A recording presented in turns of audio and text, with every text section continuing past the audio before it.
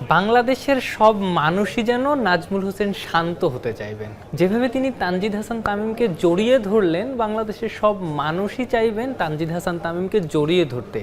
যে ইনিংসটা তিনি খেললেন, সেই ইনিংসের কল্যাণেই তো বাংলাদেশ নিউজিল্যান্ডকে দ্বিতীয় ওয়ানডেতে হারালো। তিনি ৭৬ রান করেছেন, 10টা 4 মেরেছেন, মাত্র 58 বলে এই রানটা তিনি করেছেন, 4টা বিশাল ছক্কা মেরেছেন। নাম্বারের এই খেলা বাদ দিলেও নানা কারণে তানজিদ তামিমের এই ইনিংসটা সিগনিফিক্যান্ট।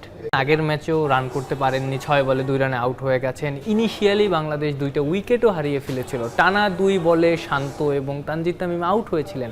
সেই জায়গাটা থেকে সাইফ হাসান, লিটন দাস একটা বড় জুটি করেন, পরবর্তীতে তাওহিদ হৃদয় 50 করেন, তবুও বাংলাদেশ জিততে পারেনি। এই ম্যাচেও সেম সর্ট অফ সিচুয়েশনসে কিন্তু বাংলাদেশ পড়েছিল। 8 রানে প্রথম উইকেট পরে সাইফ হাসান এদিন আউট হন। 21 রানে সৌম্য সরকার, যিনি 4 ম্যাচ পর একাদশে ফিরলেন, যার দলে ফেরা নিয়ে অনেক বেশি আলোচনা ছিল, তিনি আউট হয়ে যান আপার কাট খেলতে গিয়ে, তার সেই বিখ্যাত পেরিস্কোপ শটটা খেলতে গিয়ে। সেই জায়গাটা থেকে তানজিদ তামিম 120 রানে জুটি গড়লেন নাজমুল হোসেন শান্তর সঙ্গে। সবচেয়ে বড় যে ব্যাপারটা, তিনি কাউন্টার অ্যাটাকিং ক্রিকেট খেলেছেন। ইয়ান স্মিথ, যিনি ভালো বোলিং করছেন সিরিজ জুড়ে, এই ম্যাচেও তিনি প্রথম ওভারে সাইফকে বোল্ড করেছেন, তাকে দিয়ে শুরু।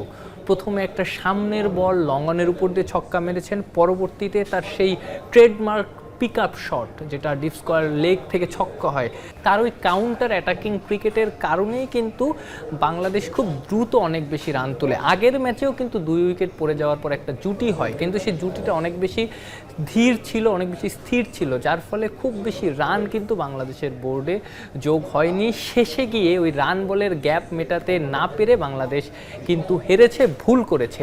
এই ম্যাচে যেহেতু শুরুর দিকে ওই রানটা তানজিদ এনে দিয়েছেন, পরবর্তী ব্যাটাররা বিশেষ করে তাওহিদ হৃদয় এবং শান্ত ইনিংসটাকে জাস্ট ক্যারি করেছেন। শান্ত 50 করে ক্রাম্পড হয়ে উঠে এসেছেন, আর তাওহিদ হৃদয় 31 বলে 30 করে ম্যাচটা জিতিয়েছেন। তানজিদ তামিম কিন্তু ওয়ানডেতে এই মুহূর্তে দারুণ ফর্মে আছেন। সবশেষ 5 ম্যাচে এটা নিয়ে তার 3 নম্বর 50+ ইনিংস।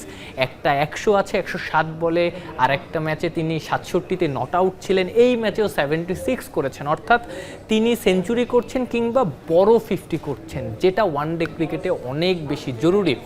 পাশাপাশি সবশেষ বিসিএল ওয়ানডেতেও তিনি ভালো পারফর্ম করেছিলেন, 40-এর উপর গড় তার ছিল, 2টা 50 ছিল, 4 ইনিংসে অলমোস্ট 200 রান তিনি করেছিলেন। অর্থাৎ 50 ওভারই ফরম্যাটে তানজিদ তামিম এই মুহূর্তে দারুণ ফর্মে আছেন, এবং তার এই ফর্মটা যত বেশি লম্বা হবে তত বাংলাদেশ দলের লাভ। আর যে ধরনের ব্যাটিংটা তানজিদ তামিম করে থাকেন, সেই ধরনের ব্যাটিং দেখা মানে দর্শকদের অলওয়েজই পয়সা উসুল, এবং আমিও কনফার্ম যে তানজিদ তামিম দর্শকদের পয়সা উসুল ইনিংসই নিয়মিত উপহার দিতে চাইবেন। আফনান পিয়াল, যমুনা স্পোর্টস, ঢাকা।